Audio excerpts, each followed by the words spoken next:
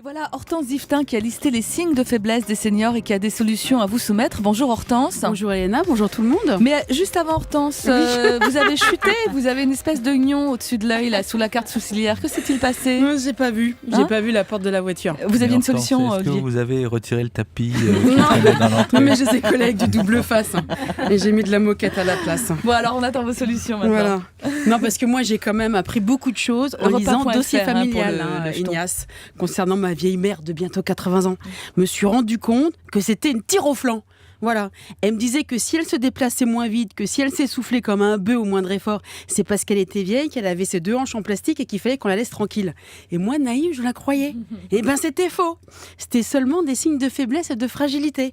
Je me disais aussi, passer ces journées devant la télé à regarder Derrick, c'était pas normal.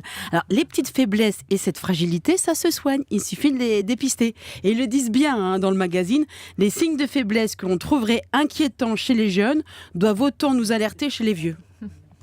C'est vrai à ma décharge qu'avant de vous lire Ignace, j'avais plutôt tendance à m'inquiéter pour ma fille de 14 ans quand elle mettait 2 heures à monter les escaliers plutôt que pour ma vieille mère de 80 balais. Eh ben j'avais tort. Jeune ou vieux, même combat, tous égaux devant les 4 étages.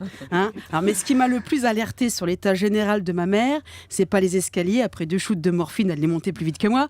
Non, c'est quand je me suis rendu compte que ça faisait 3 mois qu'elle n'avait pas changé de chaussettes. Et ça, ils le disent bien dans Dossier familial. Plus que l'essoufflement, le test de la chaussette est décisif. Quand vous ne pouvez plus enfiler vos chaussettes tout seul, c'est plus de la fragilité, c'est le début de la fin. C'est vrai ça, Ouais, Ignace ? surtout. si, c'est marqué. Surtout pour l'entourage.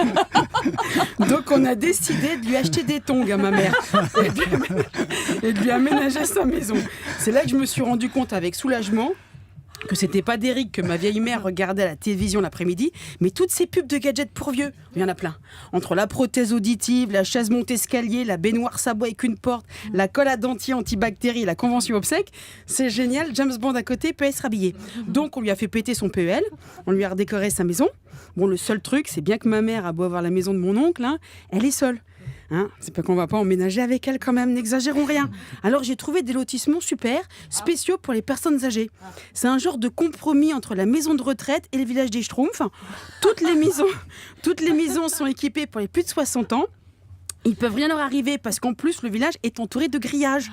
D'ailleurs, je sais toujours pas si le grillage et les miradors, c'est pour empêcher les vieux de sortir ou pour empêcher les vieux de sortir. Olivier ? On appelle ça des gériatriques parcs. Oh, super. Ça donne envie. Merci Hortense.